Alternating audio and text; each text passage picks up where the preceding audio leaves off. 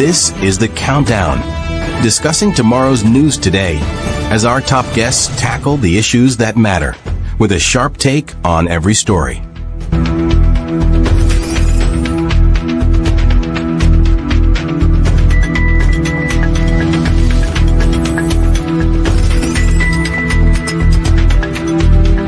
And now, here are your hosts, Andrew Weeks and Onyx Duncan.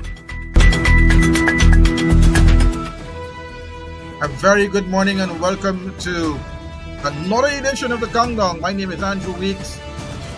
Today is Sunday, the 22nd of December, and we are coming to you live from Georgetown, Guyana. Oh, I can tell you, it's almost Christmas here in Guyana and around the world. But even though it is Christmas upon us, we have a lot to discuss in the realm of governance and politics. Today our guest is Laura George. My co-host, Onyx Waldron, is on the other side. Onyx Duncan, Andrew. Onyx Duncan, rather, I won't say Waldron. Onyx Duncan, my apologies, sir. Mr. Duncan. How are you doing today, Andrew? It is Sunday, sir, on Union, your nice couch. Oh my, we are already decorated for Christmas. You're in the Christmas spirit, my brother. Matching with the It's Christmas week. It's Christmas week, and a lot is going on. And I want to start off by saying season greetings to all our Countdown followers, our families, friends, and all the citizens of Guyana and abroad. Exactly. If you didn't get a chance to wish you and your family season greetings, we're telling it to you now. Season greetings. Yeah. Now, Onyx, we have some headlines for you. In the Starbuck News, it's telling us that the president acknowledges the delay in the cash grant does not rule out another payout. From the Starbuck News this morning. Onyx, like we always say in the realm of politics, that we have a president and then we have a president. You know what I mean? We have a president, and a president. Right. We have a president who's serving his third term, and we have a president who is just there in the office like a puppet. Yeah. You have Jack Dio saying one thing, and then you have President Ali saying something else. Yeah. It is a terrible situation to be in a country where the governance structure, you don't know who to believe. Exactly. But here it is, the president is saying he acknowledges the delay in the cash grant, but who is he blaming for that? You gotta blame the man who is in front of him, Barry Jack Dio, because he's all the power. You know what I'm saying? And then we have teen bandit shot dead after armed robbery in North Rumveld. God, you emptied magazine during shootout. Emptied magazine during the wow. Bodies Housing Development unveils condo project. But Andrew, I want to go back to that same teen bandit shot dead, and we have seen over the last 2 to 3 years that crime is on the rise again in this government. With this government, crime is on the rise compared to 2015. I mean, when the coalition got into office, the crime went down. The crime went down extreme. It went right down. Right down. We didn't have that problem. Now crime is back up. Now you have here New Haven Merchant Bank in project for gated community at Ogle. Oh my gosh. Remember this New Haven Merchant Bank? Yeah. Situation here? All the boys are out to play today. And then we have in the kite shore, each household in Guyana lost 1.7 million in 2024 from government's refusal to apply 65% windfall taxes on excess profits. Excess profits. I need that money, boy. I need that money. I don't know about you, but I need that money. In excess profit, $1.7 million could have been in your pocket. Yeah. And then we have your boy Brutus, boy. Andrew, this is the most troubling story of all. Let us go back. This headline is saying Brutus admits traveling to Letem, but let us reflect on the day's events of what happened on that revelation of that travel to Letem. We saw the commissioner of police being sworn in, who is past the age of retirement, and his deputies. And then we had a revelation on this happened on Wednesday, and then we were told that on Monday Brutus traveled to Letem.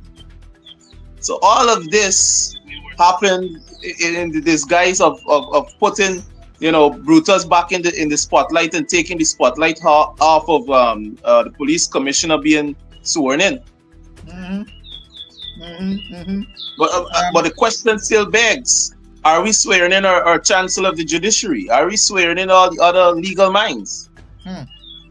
And that the opposition is calling for that for a long time. Well, let's see how this is going to play down, because I think the opposition leader said that he's going to court on this matter. He has already alerted his lawyers to take the matter to court because there was no proper consultation between the opposition leader and the president. This is not the first time this happened.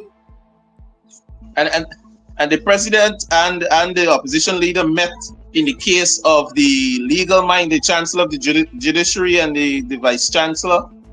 They already met, and the opposition agreed. The opposition leader agreed to have these the vice chancellor sworn in. Yes. Correct. Yes.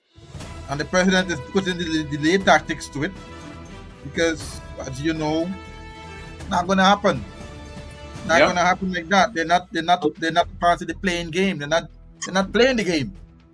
Exactly. I see at the top of your today's headline there. Each household in Guyana lost 1.7 million in 2024 from government's refusal to apply 65% windfall taxes on Exxon's excess profits.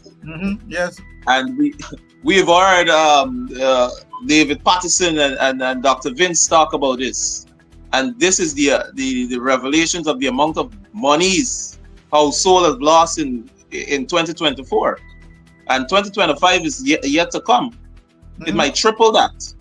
And then you're seeing Glenn Lawless asking that Jack Joe claimed Guyanese benefited from the oil wealth. Anything pumping down to you, boy? Nothing. I not even getting a little cup of oil. Nothing is coming down. Everything has gone up. Supermarket prices have raised drastically.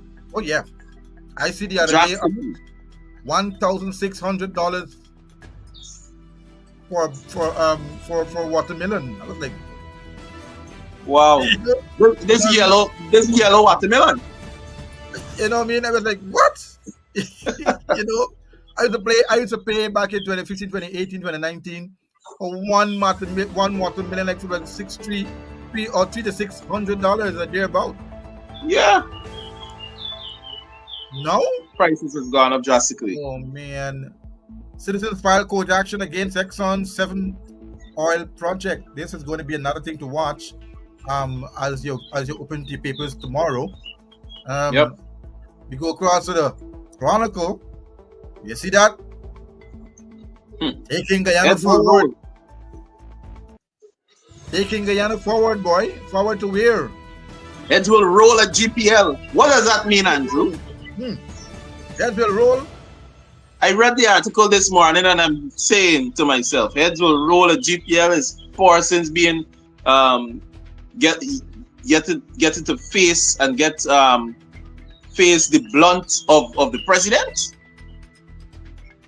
The blunt edge of the president. Remember that 5 o'clock meeting? Oh yeah. Heads will roll at GPL. Will Parsons be fired on spot?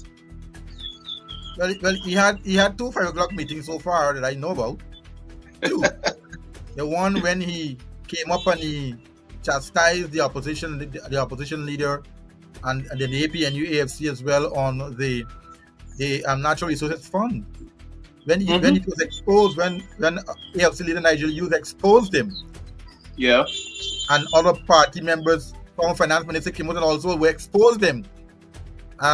They get quiet now, they don't respond yet. So taking Guyana forward to where? To whom? Shake up at Gaisuku. Well, this is a cash cow. If nobody in Guyana don't know this, Gaisuku is a PVP cash cow. Based on the last interview we had with former finance minister Winston Jordan, he said, how much money is spent? How much $1 billion is spent? Over $90 billion. $90 billion. And they're still pumping. Right? And no, we are benefiting from sugar. We getting nothing out of sugar. Sugar keep falling and falling and falling and falling. And it has crashed. And nothing.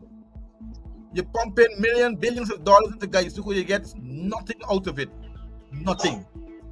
And you saying what? Shake up at Gaisuku? You only shake up Gaisuku, the whole Gaisuku will come out and protest against the government, and so far I'm putting back in place. Let them try it. Let them go and protest. And you're going to see how the government come in, like the knight in shining armor, and put all them back to work. The cash cow, whether you like it or not. Public servants now will receive 1,000 cash grant by year end. Really? Have you not heard that before? Yep. Not going to happen. Watch and see. Look here, boy. Guyana Slimes. Oh, sorry. Guyana Times. My apologies. Look at that. Government has invested more than 101. How much? 115 billion. 115 billion in the GDS since 2020. Really? Well, I ain't seeing nothing coming out from the GDF in terms of, arms, big way. Right? We still can't get the truth out of that crash that happened with the 5 that died. We still have not gotten a report on that matter. Correct. So how are you going to tell us you invested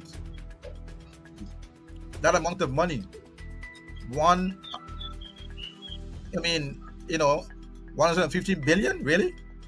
17-year-old bandit shot dead in robbery of mother and daughter? More crime again? The Crime VP and crime upon crime. Yeah, look at this one here now. The VP warns of severe penalties for neglect, what? Negligent contractors. Ministry staff. The ministers you have to warn. not the negligent contractors, because some of these contractors are friends and families of the ministers. The friends and families of these ministers. And look at the bottom of your screen too, Mr. Duncan. If you look at the bottom of your screen, you see the bottom there? Life hard. Life hard. You have to work. Single mother. Struggling to make ends meet. Struggling to make ends meet. It's in their papers. You have put it there, boy. They put it there. Front page. Front page. But the head gonna roll for this one. Head's rolling right now. Head's gonna roll for that headline because really, life hard. I want you to look at this one here, Andrew. Lord. Venezuelan envoy applauds Guyana's compassionate support for migrants. Oh. Was this the same migrants we were following the other day?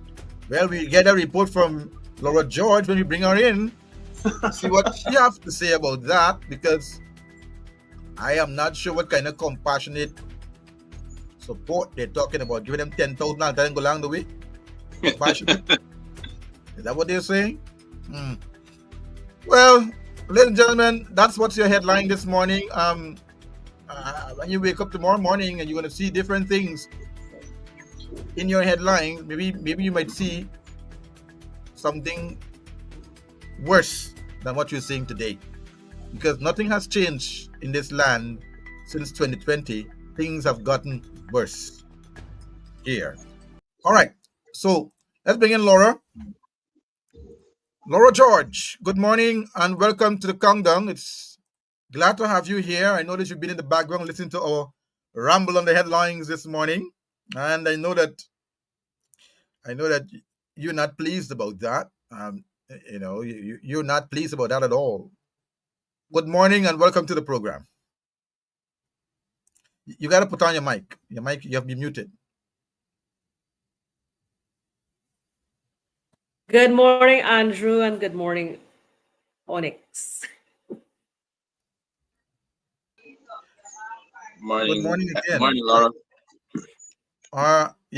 Laura, you represent the Amerindian community in this country, indigenous community in this country. You've been doing it for a while now. You've been in this business of taking care of and looking out for the Amerindians in this country. You have worked tirelessly. You have spent sleepless nights in trails and dales, going on waterways to get information and relief to the people in your community.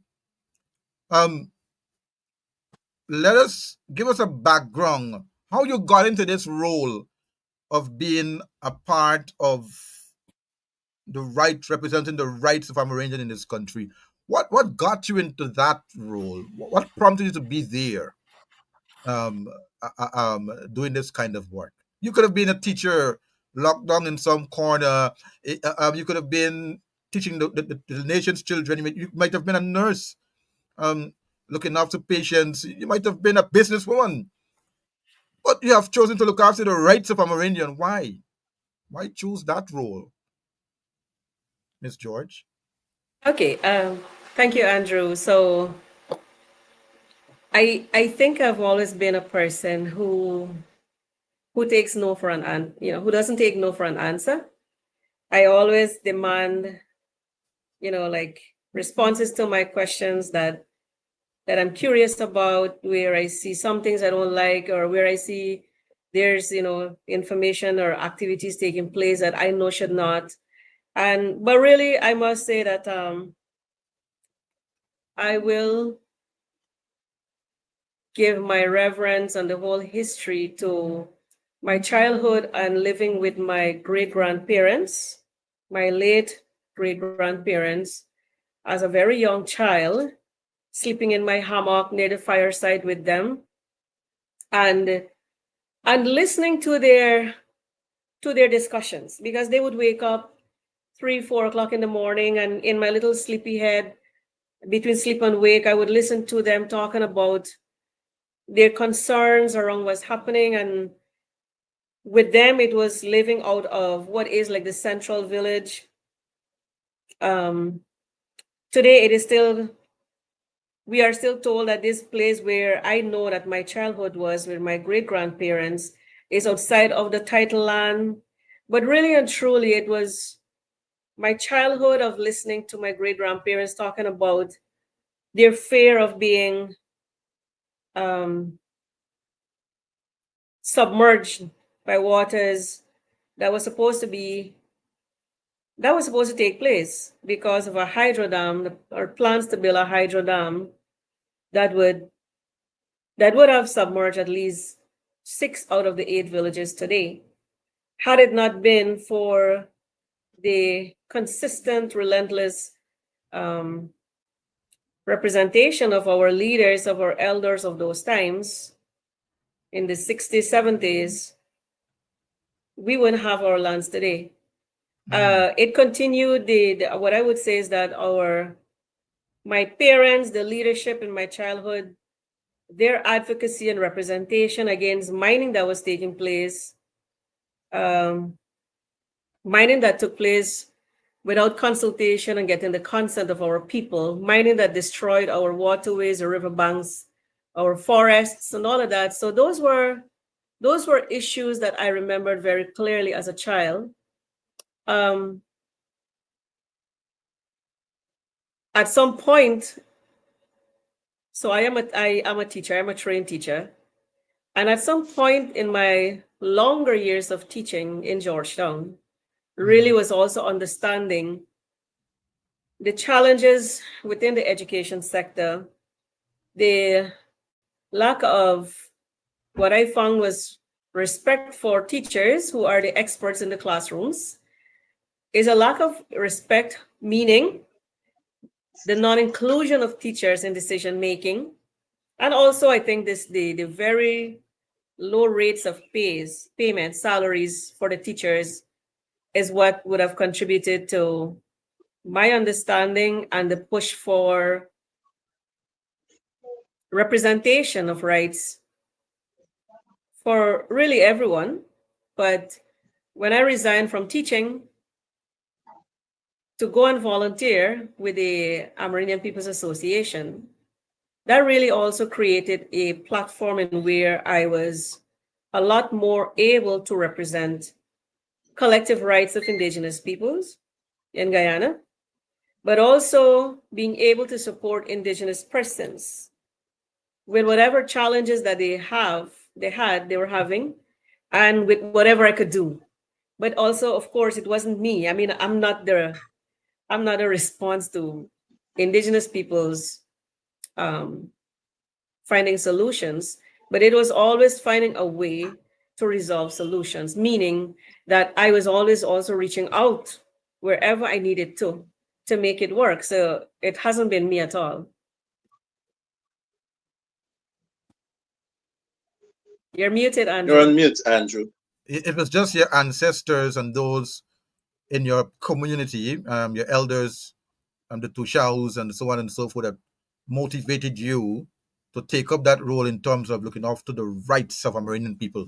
You're saying that prompted you to join the voices of other leaders in representing the Amerindian people as part of your push for that as well? Is that what you're saying? So my work in civil society, and as I said, at the APA, really gave me that platform and opportunity to meet with communities throughout Guyana, a large number of communities throughout Guyana. It gave me an opportunity to learn from the leadership of the issues, their challenges, their visions. And it helped me also to support leadership and the communities in articulating what it is that their representation, the representation that they would like to make, also to support their representation at the national level, especially understanding that Guyana is so organized, the governance, policy making, all of that is very centralized. So trying to get communities representation, the issues, their challenges, and I said their visions, their recommendations for their rights protections, governance, livelihoods, environmental protections, and all of those really was it was a back and forth. It was an engagement of it was a whole engagement of working with communities, learning from them, but also supporting their representation and also making representation at the national and international levels. Because, of course, and as I said, really working with the organization also gave me that opportunity. Probably had I remained in teaching, I don't think I would have had that opportunity of really making what I feel is an impact where communities can speak to rights issues. But of course, I'm not saying this to try to take credit at all for myself. I'm saying this to lend credit to the numerous leaders that were there before that I have learned from, and from whose experience, wisdom, and guidance I was able to make those continued representation. It wasn't easy. It has been a challenge where sometimes you're the only one saying or making that representation, and others do not support your representation, even though you know that you're speaking to facts, you're speaking the truth. And so it has been a challenge, but the one motivation that has really allowed me to never give up was because I know that Indigenous peoples and the leadership have trust in me, have the hope. I've always had a hope that I will always make representation for them, regardless of who is on the table or who is in government, and regardless of what challenges that might be. And I must say that I think to a large extent I was able to do it fearlessly in my role in the civil society. You you was once the human rights and governance representative for the APA. How many years did you spend in that role, and what would you say would have been your? I mean, you've mentioned some of the persons that would have you have learned from over the years, but what would you say would have been one of your biggest achievements at the EPA that stand out above the rest?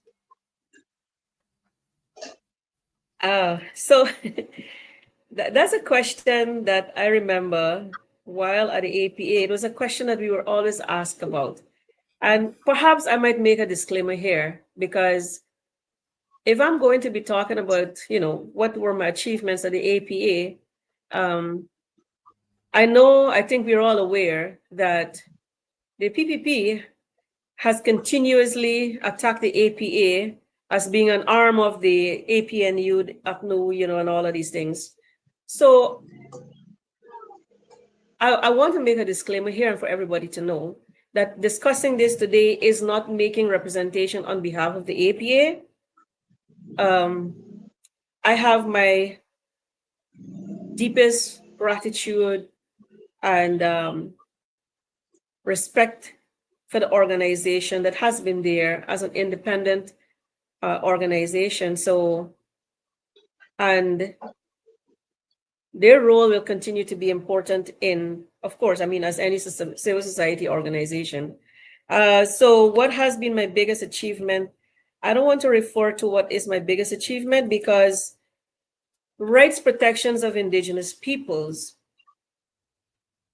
has not been fully achieved.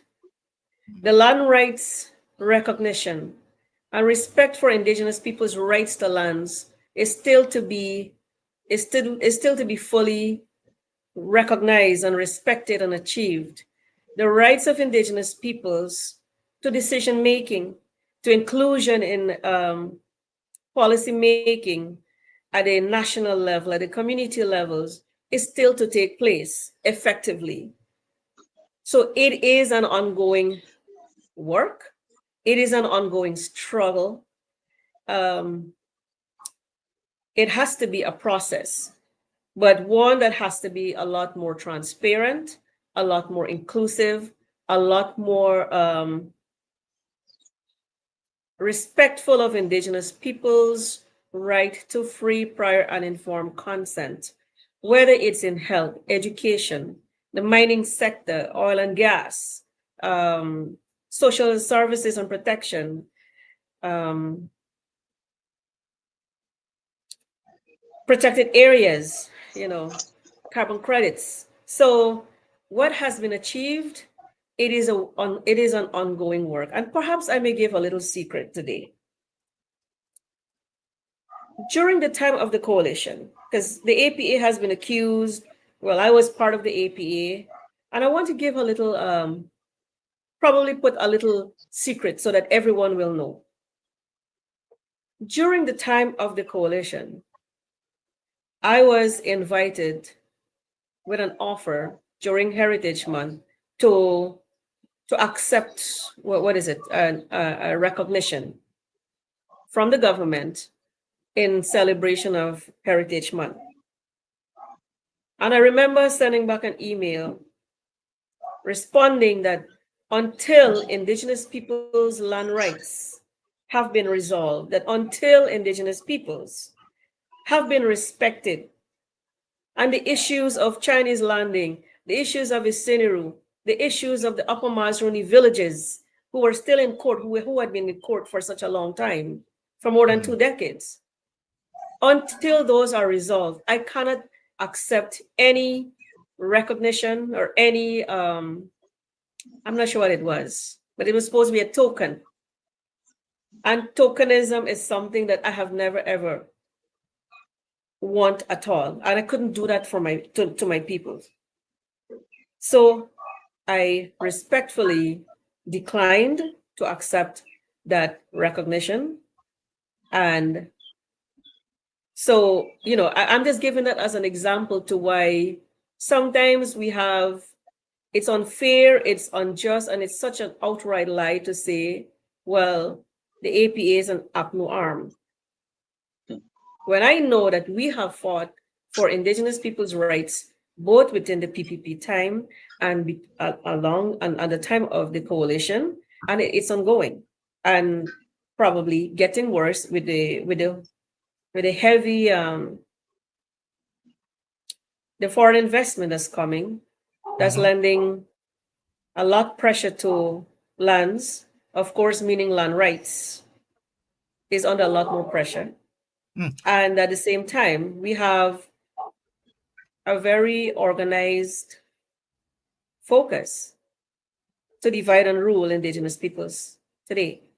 So that's probably my response. So Thank you very much, Laura. I know also that if we're talking about lands now, because this has been a big thing now since the passed the bill in Parliament, you have seen your colleague, Amerindian villager, or if I should call Amerindian colleague,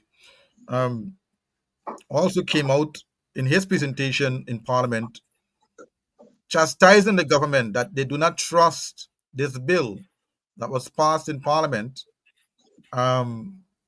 pertaining to this land issue. How you see it from your standpoint? How threatening is that bill to Amerindians and Amerindian rights and lands in this country? From your standpoint, how you see that being threatened, a threatened piece of legislation to Amerindian lands? So before I make reference to that bill, perhaps I can refer to the Amerindian Act of 2006, because in that law, in that legislation, it speaks to the minister responsible having the right to overrule decision of a community or communities if in the event of wanting to establish large-scale mining. So it has been there at least in the latest law, which is 2006 Amerindian Act. And it makes no reference to say, well, whether there will be respect to hear, to get a position of Indigenous peoples, or whether there is no reference or protection at all to say that the government is committed or will commit to respect the right to free, prior, and informed consent of Indigenous peoples if this is to take place. Because what it says is that a minister can override or overrule a village's decision in the public interest. And many, many times we have been talking about that is such an unjust provision. And for a long, long time, Indigenous peoples, or that is why Indigenous peoples have been saying and calling for the revision of the Amerindian Act, because it doesn't protect our rights to decision making. And as I said earlier, it doesn't respect our rights to lands. What it does is, according to that same act, the state grants lands to Indigenous peoples, lands that we have lived on from time immemorial, lands that we use and occupy up to today, lands that are there and we will there and our children and generations will be there for how much ever. So these are the rights protections that needed to take place to ensure that when the state speaks to public interest, the state must also respect that Indigenous people's interest is also public interest. So our rights protections must also take precedence, and not just to say and never regard at all that we are also a member of the public or part of the public. So that's what I wanted to just bring that into context, where this is the threat that Indigenous peoples have been living with all the time, and which is why we have been saying you cannot have legislation like that. Under the Protected Areas Act of 2011, it also says, the government on one hand says, or the state on one hand says, these lands will be protected. The Kanuku Mountains or the Shell Beach or whatever lands will be protected. but also, and these are lands that have been protected by indigenous peoples. Taking away, that legislation took away recognition and respect of indigenous peoples, or for indigenous peoples, who have been the one protecting those lands from time immemorial again.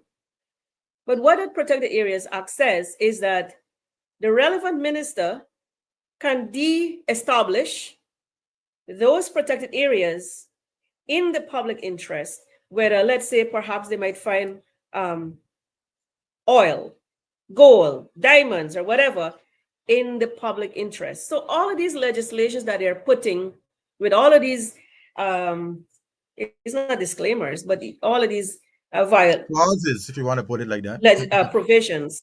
Yes, Yes. all these violations that provides for the event. In the event, it provides for actual violations. So that those legislation pieces need to change. Now let's bring it to the bill you just asked me about. I'm sorry if I'm going all around. The bill that you just brought to ask me about is one of the most shocking things. Was here is a legislation from 1914. 1914 that was used by colonials to displace people. I mean, it's just so colonial. Why have we held on to that legislation? That legislation should have been repealed from the time we got independence, because we fought for independence so much. So why then have we held on for how many decades long that we have never repealed that law? Just get rid of it and put together a law that responds to the situation and an independent nation that we have wanted to be. But instead, we have used that legislation, amended, make those changes, piece, I guess, according or to be just as convenient for the administration of the day. That in itself is an injustice. So what am I saying? Yes, people may say, or the PPP might say, the president or the vice president might say, she doesn't know what she's talking about. The attorney general, I'm sure, will come and say, she doesn't know what she's talking about. I am no lawyer, but I am a citizen of Guyana, and I can feel and understand what rights violations look like, what they materialize to be for non-Indigenous peoples. I have listened. I've been following the news where people who have lived for generations on an area of land, let's say Mocha, for example, on an area of land, the law says that they are squatters. The law should have been repealed and amended, or a provision made to recognize and protect its citizens, not to deem us as legal occupants within our own country, even if they want to say they're squatters. They are citizens of Guyana. How long were we going to have them live there? And then all of a sudden, even though the government might say, oh, but we were consulting with them and all of that, to get them to move from there. It is not that easy to have or to ask people to leave lands that they have occupied and live on for generations. And I listened to, I think, MP Mahipal when he said, it is not just a piece of land.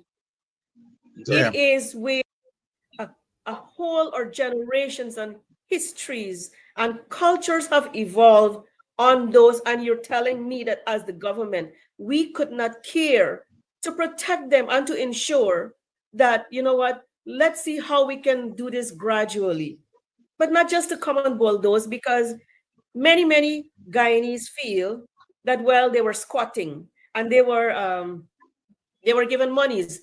No amount of money can pay us for a displacement or the removal of a history of where our childhood's memory are, of memories with our grandparents and our elders, of memories of where we have farmed, where we have reaped the produce of our own work and our own labor and our own, because when we farm and work on all of these in those areas, it's our whole moments it's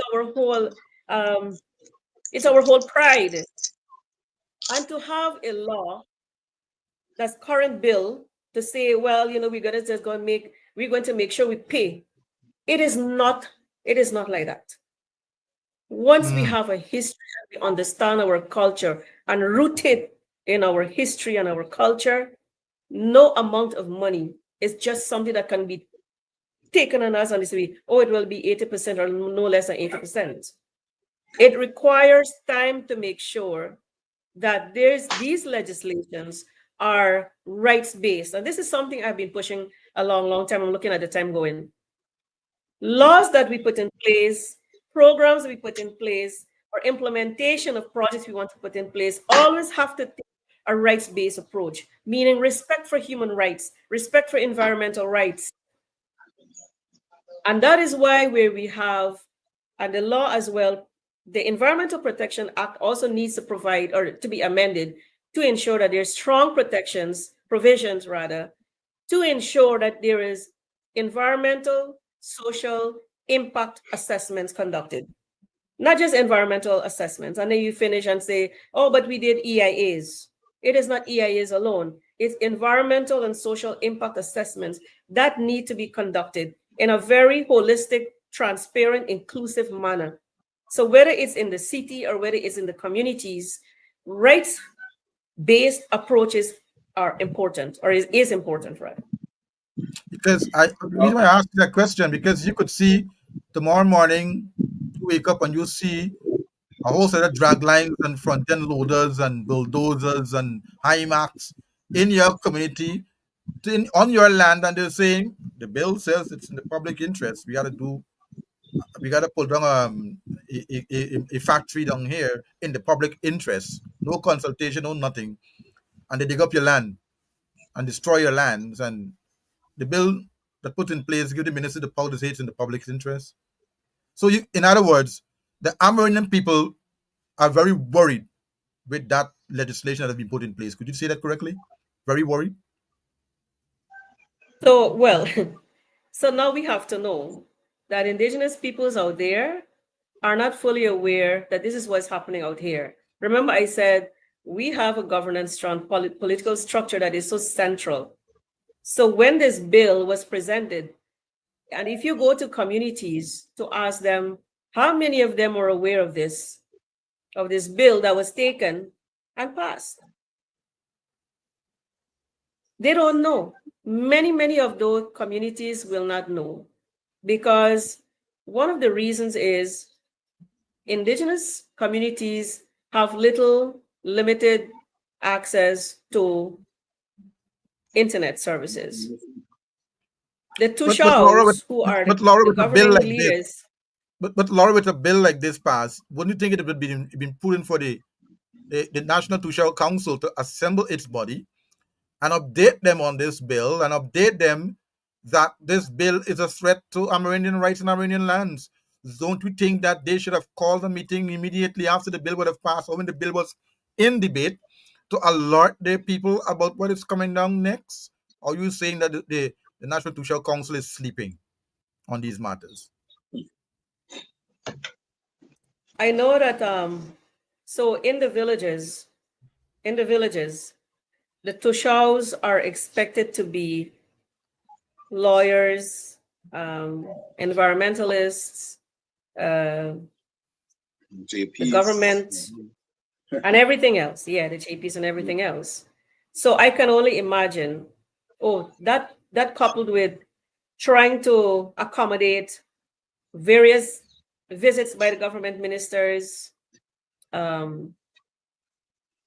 various workshops, meetings, and all of these things. So I am aware that it has been a challenge for Tushaus as individuals to really pay attention to national events or national issues, national challenges, other than perhaps what is presented to them continuously, many times what might be by the government as propaganda. Yes, and you're right.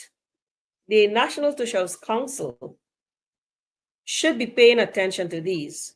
It would mean that the Secretariat has to have personnel, experts, who are following these issues and to feed back to the executive, that the executive is able to decide and make representation, to decide to filter and engage with communities of what is happening. Now, one of the things that what I remember advocating numerously was national decision making must include community leadership. It requires time. It means that not in a few weeks' time you believe that then you make a national decision and you haven't consulted with indigenous communities as well. Because many times you see what it doesn't say, what indigenous peoples do not realize is this has implications on their land rights and decision making as well. Because you know what the government is going to say, I'm telling you, they're coming with this. We will not take away your lands. We have your rights and all of that. But what happens is indigenous lands are not only lands that have been titled along. So indigenous lands are not necessarily the titled area defined by boundaries, because many times those have I think our land rights issue is still to be really understood by non-indigenous people. Because many times we're told, oh, y'all want so much of lands. But it's not about so much of lands. What we're seeking is recognition of the lands that we use and occupy up to today. Many, many times beyond the boundary of a demarcated area or beyond the boundary described in a title grant. The reason I'm saying that is because the government is going to come back to say, but don't let them fool you, because we will not do anything to your lands.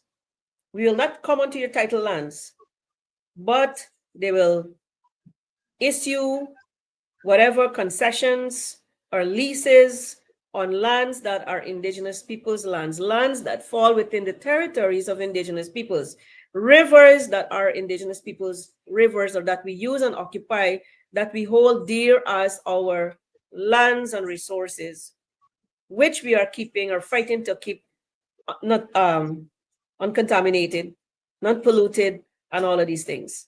So yes, communities should be concerned, the leadership should be concerned and look into this, and the National Tush House Council, as I said, need to have that proper support, that they are able to contract, engage independent experts, not to depend on the lawyer that is employed at the Ministry of Indian Affairs or to listen to the Attorney General. Indigenous peoples need to know that they have the right to independent experts to help them in their decision making. It happens all the time. It happens all around. I know that right now, or for a long time, the PPP has continuously told indigenous leadership that they must not listen to independent voices, for example, like the APA, because I remember when I was there. So I know that it's going to get worse. It's not going to get easy. But indigenous peoples have the right to contract lawyers, their own independent lawyers, geologists, environmentalists, and you name it, to guide them in their decision making.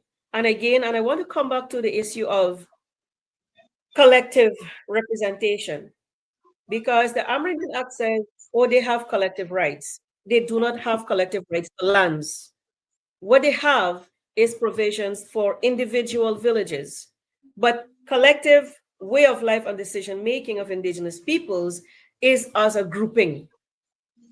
And that is why they have the Upper Maas District Council, the North Pacaraimans District Council, the Moruca District Council, the South Rupununi District Council, the North Rupununi District Development Board. And there are other regions that are looking to come as a collective meaning a group of village councils and villages, because that way they are able to make sure that rights protections, representation is made for all of them, not as individual villages, because what affects one village will affect a collective.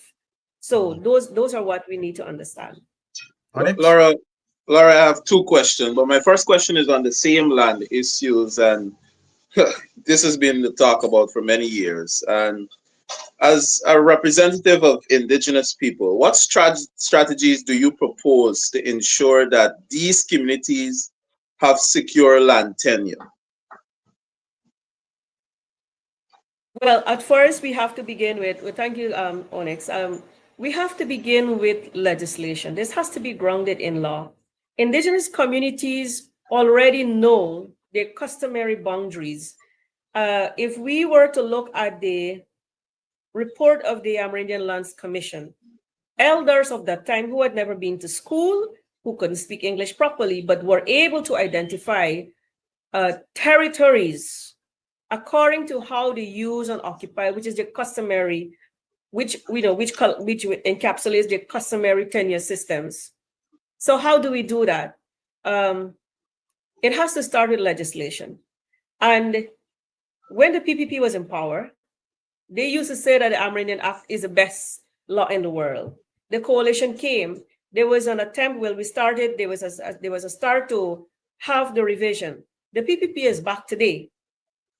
And instead of using recommendations that were garnered around during the coalition time, the PPP has chosen to say first they said that they have no records whatsoever of the recommendations that were collected during that time.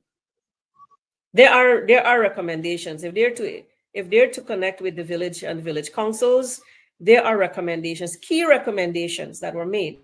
The PPP, this is the PPP's excuse or refusal, or rather, there is a strategy not to lend rights protections to indigenous peoples. And I want indigenous peoples to know that even when the president in 2020 had announced we will revise the law, it's 2024. We're having elections if it's next year. Yes, next year. When is it going to take place? Why was the revision of the law, the Amerindian Act 2006, on a backbone of the PPP's administration? And we have foreign investment, massive foreign investment because of oil and gas. Their lands continue to be given out, concessions, mining concessions, all around being given out. Indigenous people's rights protections that needed to be codified in law is still not taking place. Now, let me just bring that a little to say that as we have been, continue to be pitted against each other. Because I hear, is it Bar Jagdi, the vice president, says, oh, when the Lands Commission of Inquiry was established by the Grange administration, people were silent, and that's not true. We have documentation where we gave our recommendations to the president and to the body. We had a reason why. It cannot work like this. If you're to bring indigenous people's rights and ancestral lands, Commission of Inquiry on Ancestral Lands, and said this was in no way of indigenous people saying that we don't believe other people have land rights at all. That was never what we were saying. But that is being twisted and all sort of things done with it to confuse us, to divide us as indigenous peoples, to divide us as Guyanese between non-indigenous peoples, mining concessions being given out, logging or protected areas.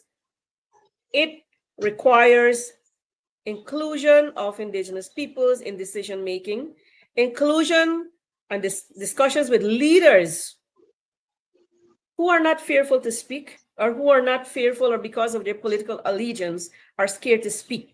Indigenous peoples and all Guyanese are scared today to speak under the PPP administration, and we do not deserve that. We deserve to be in a country, society, free from fear, that we deserve to have a government that respects our right to free speech, or respects our right to hear our concerns, and not to shut us down, not to gaslight us, and not to have this whole promotion of narcissistic responses to us as Guyanese.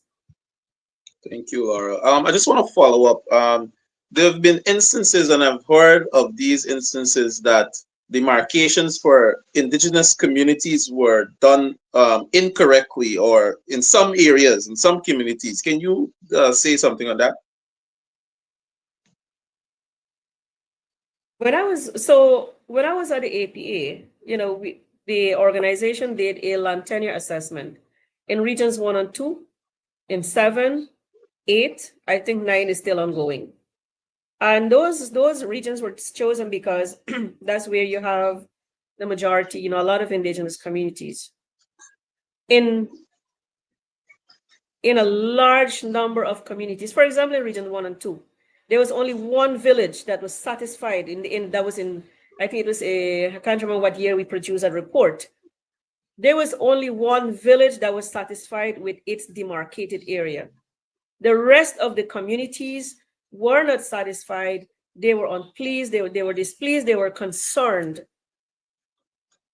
That demarcation took place. Yes, it took place because the leadership had said, yes, we would like to be demarcated. They were misled into believing that this demarcation exercise will be done according to how they know their descriptions to be, that they were satisfied with at some point. So no, there's only one village in region 1, at least up to what year I can't remember, it was 2014, 2016, that was satisfied with the first goal of its demarcated area. And the only reason that it was demarcated according to how they knew their descriptions and according to what is there, the only reason it took place was they stood up. The persons who went with the surveyors stood up and insisted to them, you have to go up that mountain because we're going with you. When they said, and this is what I heard from the community, so when the surveyors were saying, man, it's too far for go or whatever, and they were trying to cut, they said no. So that is like one of the villages, but there are numerous villages that have challenges with their demarcated lands. The government has said, the PPP has said, oh, but we have the land titling project. The land titling project only has a certain number of villages listed, which is still to be completed. I don't know if the government sent a request for extension for that specific project, but there are numerous villages that are not listed in that project that have issues that still to be addressed. And so it brings into the whole question of in looking into or resolving these issues, it needs to be done with all bodies on board, meaning private sector, those concession holders, the government agencies, Forestry Commission, the Mining Agency, Environmental Protection Agency, protected areas, so that they are able to understand why indigenous peoples continue to say, but these are our lands. All right. Final question from here, Andrew. And I'll shift a little bit from a land issue and some response to criticism and our favorite guy, Mr. Barry Jagdeo. The Vice President has raised concerns about government policies affecting Amerindian land rights. How do you respond to these criticisms, and what dialogue is in place between, I guess, the indigenous people, the government, Amerindian leaders? What do you think the dialogue should look like? I'm sorry, I'm not sure which one you're referring to.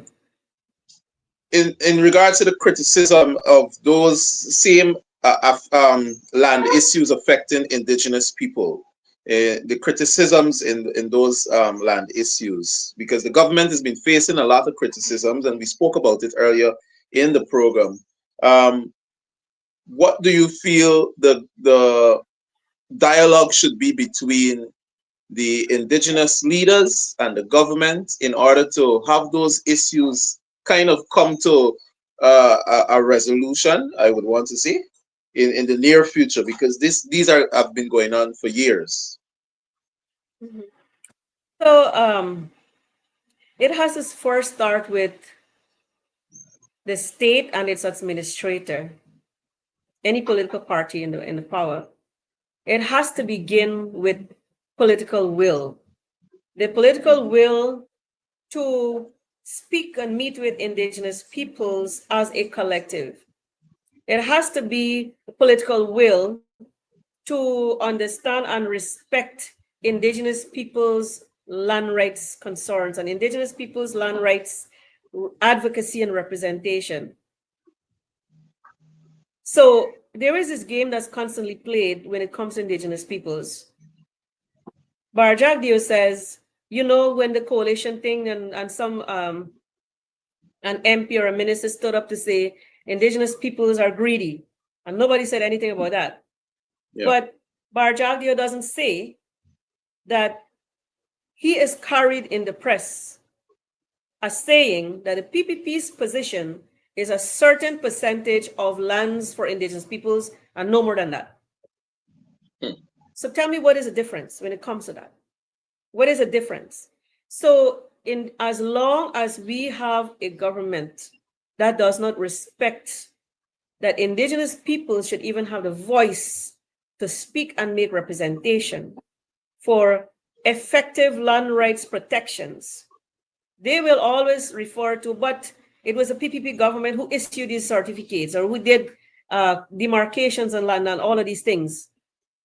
But yet, when you go to communities or when you speak to the leadership, which is not only the Tushaus, but the elders, the historians in the communities, the women, the men who are impacted by polluted waters or by protected areas taken away, cutting off their lands, under which they customarily know that these are lands that they use and occupy, it will continue. So it has to begin with respect and understanding that indigenous peoples have the right to have a voice. And I will tell you why I'm saying this, because when I represented the APA on the steering committee of the low carbon development strategy, the draft representations that I made, land rights protections, the right to inclusion of indigenous leadership, the right for time, give them appropriate time, because I know what their concerns are. To give them that, to have the respect to give them that time. I was shut down many times. So I have sat on different boards, different committees, whether it was Red Plus, whether it was the Forest Law Enforcement, Governance and Trade, it is the forestry. In every one of these, it's always been about the respect for indigenous peoples to be able to say what their land concerns are and how it's going to be addressed. And it has been a challenge. So how do we go about that? If we were to go to, let's say, in the Imbamadai or in the Omenek area, there are persons that will tell you, oh, we have been here. Yes, they have investments.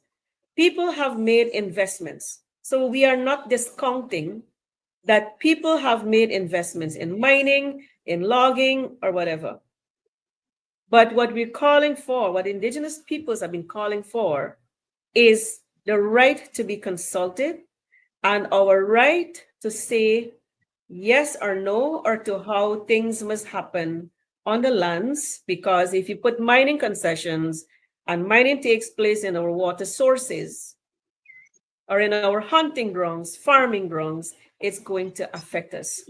Let's discuss this before you issue mining concessions. But the law has to provide for that. At the moment, the law doesn't provide for that. And that is why, again, the law has to be revised. The Amerindian Act of 2006, which will also require other legislation to be revised as well, to ensure that they are in coordination for rights protections. So does it mean then, oh Laura, then you want the whole of Guyana and you think the only indigenous peoples have rights? No, it's not only this, all of us have rights. But if we are not given that space and respect to meet at the table with an open and willing understanding that these are our people, we're sitting all with mutual respect and in good faith, it's never going to happen. Because many times when our leaders have tried to sit at the table, it has never even been in good faith from the government side. I come from a generation of people. I work with leaders that our leaders were forced to take the government to court in 1998, was it? But we were in court for 24 years. Yeah. Before a decision was made in the High Court on land rights of the Akawais and the Arikuna. And I was there when a decision was made, and I have lived through the years and the struggles, but also the advocacy of our leadership and the communities who never gave up. It has to be that also Indigenous peoples are empowered to know and understand and represent that they have the right to a voice, regardless of which political party they support or regardless of which political party they have allegiance to. Well, Laura, we have 5 minutes more extra time to to do with two other matters, and then we're going to go. Laura, give us an update on the Chinese landing. I heard you spoke about it earlier, but what is the update on that matter? Has it been settled? Is the government still giving you problems in terms of settling that matter? What is the way forward? The way forward for Chinese landing has always been that the government agency and the state that issued or that sold those lands as lottery, the lands that were Chinese, the lands of Chinese landing, the government, all the agency and everybody had to do was to revoke the mining concession that was issued to that miner. That's all they needed to do from the very, very beginning. And they refused to do that. Why? Was it because he was a friend? Was it because the investment was too much? Was it because, a gift was given? I don't know. But it has been an injustice to Chinese landing. And where is it at this stage? The village is still in having a court battle to say that this is their land. I think the governments and all of that have said to Chinese landing, but it was decided at CCJ. The CCJ did not decide that this was the land of the miner. But that's a long story that needed to be breakdown, and we need a whole hour for that as well. But my point in saying this, all what the administration of the day, which was the PPP administration of the day, needed to do was to revoke those concessions when they were informed by the village, that was years ago, decades ago, that this miner says that he has papers over this area of lands. That should have been done ever since. The community is having that battle up to today. And again, it comes back to the need for effective provisions in the Amerindian Act, meaning the law needs to be revised. And it needs to be revised with urgency. That would be my response to you, Andrew. And finally, Laura, the situation with the Amerindians that came into Georgetown last week, there was this back and forth between the government and the AFC pertaining to what really is the problem. I was told that they went back. What is the update on that? Are they back where they came from, or are they still lingering somewhere in Georgetown? What is the update? Still undocumented? Well, that's true. Yes. Well, yes. What is the update on that matter? But you went to the Amerindian Indigenous Peoples Affairs office. What came out of that meeting? So, Andrew, maybe I will make a correction there that this is not a back and forth with the AFC and the PPP. We are all aware of Guyana's commitments to non-nationals who come in here because of whatever crisis they're having in their country. Guyana has those obligations under its international treaties. So we don't have a back and forth. The AFC, the very night, I think it was Monday night, was it Monday night, when we were told that there's a group of indigenous persons who've been there all day, and people were trying to get me desperately to say, look, there are babies. So we went there to see what support or intervention we can provide. The AFC is not in government. The PPP is. The PPP holds the purses and the treasury and whatever, and all their bilateral agreements and so on, as the state Guyana has with the UN, and all the agreements and all the arrangements that are in place that Guyana has to follow to provide humanitarian aid. And yes, we should be concerned. Who are they and where are they from? As indigenous peoples, I can say clearly that indigenous peoples have lived prior to colonialism. We have lived beyond boundaries. Today, when we travel across to Brazil or to Venezuela, whether from region 9 or region 8 or region 7 or region 1, it has been with the understanding that, yes, we are one people. But the most recent, in the more recent times, with the crisis in Venezuela, indigenous peoples and non-indigenous peoples of Venezuelan nationality have been coming to, Guyana is one of the countries that they have been coming on. And yes, Guyana needs to tell, the government now needs to tell us what systems they have in place, what policy there is to ensure that there is proper documentation. So when a group like that comes with babies who are naked, children without footwear and all of that, that we must be able to know which group or who is it that they need to go to. But PPP, the PPP is an administration. It is a PPP's obligation to make sure that they are there. On that very night, when I got there after 7, no government rep was there. I was there at least for an hour, trying to make connection and coordinate with other groups to say, well, how can we help them for tonight, at least until tomorrow, when we can go with them to a government ministry or to the president, as they were saying that they have, because I took pictures anyway, put aside all of that. Mr. Hughes, the leader of the AFC, came and I provided to him an update on what's happening and what we can try to do and whose response is what. Because I don't have the government's information. I don't have the minister's contact information. But my point, I got to understand that that group met with the Ministry of Amerindian Affairs during the day. The spokesperson with some limited English was able to point out the permanent secretary as saying that he's the one that we met with today. I asked him, what did it tell you? They actually said to him, well, why did you come back? Why did you not leave? Because apparently, there was a group that came before, again with that spokesperson because he speaks some English. Okay. And I got to understand quite later on that there are various groups of the Waraus who are coming and going. And also there are various groups of Waraus, I remember a few years ago, whom the government transported back to Region 1.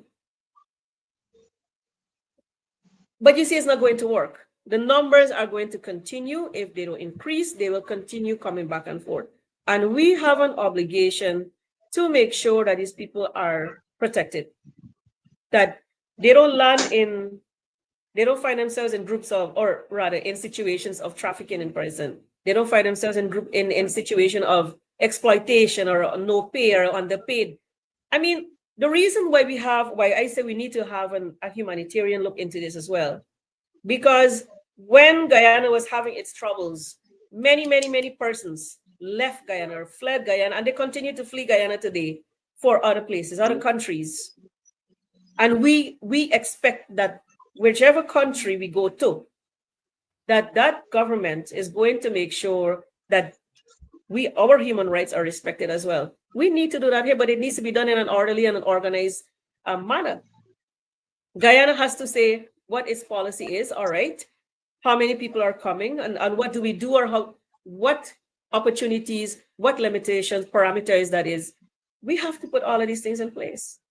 And so my point in saying is, the vice president, the president, Kwame McCoy, and everybody else accused the the AFC of luring these Warraus to Georgetown to gain political points. So is it that we have nothing to do? Nothing to do. It was such a shame. It is their shame. They were ashamed that they were so brought up to the fore that they have no system in place and that they are disregarding indigenous persons or peoples who are coming from another country seeking assistance, seeking betterment, or seeking protections in whatever form. So is it because, but yet we can spend millions to bring Bangladeshis or whoever from whichever countries to fill whatever gap here we say we have, whether it's in the health sector or the infrastructural development sector. But we can spend millions of our dollars to do that, but we cannot lend a hand today. Instead, to try this cheap stunt of blaming the AFC for luring them into the fuse.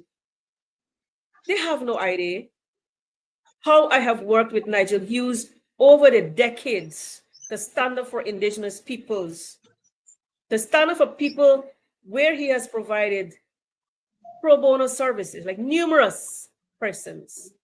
We have never put that up in Facebook and all of these things. The reason that went up on Facebook is that here are a number of people who've met with the government, and yet nobody's paid attention because you met with them and told them to leave. So we took them. That morning, Mr. Hughes and I went to the Ministry of Armed Affairs with intention to meet the permanent secretary because the minister is not there. We met with the MP, Alyssa Charlie, alone. We informed them that this is it. So after having put them up, give them accommodation, give them some food, we took them to the ministry. That is a government ministry, Government of Guyana ministry, so that they can do their work. And they went back. So I am sure more will come. There are numerous, I'm being told, throughout Region 1 or Region 2, but they are not the same persons. They're different groups of people. Thank you. Thank you, Laura. Oh, wow. Oh my gosh. We needed Laura, a day for this, and thank you. Thank you for that information we because needed a day for this. I'm telling you, we gotta get part 2 next year. Don't worry. Yes, definitely. We have a part 2 next year. Laura, any other closing comments you want to send to the people of Guyana pertaining to anything that you might have left out that you want them to know about before we go? I'd like to say is in relation to the cash grant. I want to say to indigenous peoples, the $100,000 that you are getting is your money, and you should have been getting a lot more. We deserve a lot more. I know that in today's headlines, Andrew and Onyx were reading out, the president or the vice president says, well, there's a possibility of another cash payout.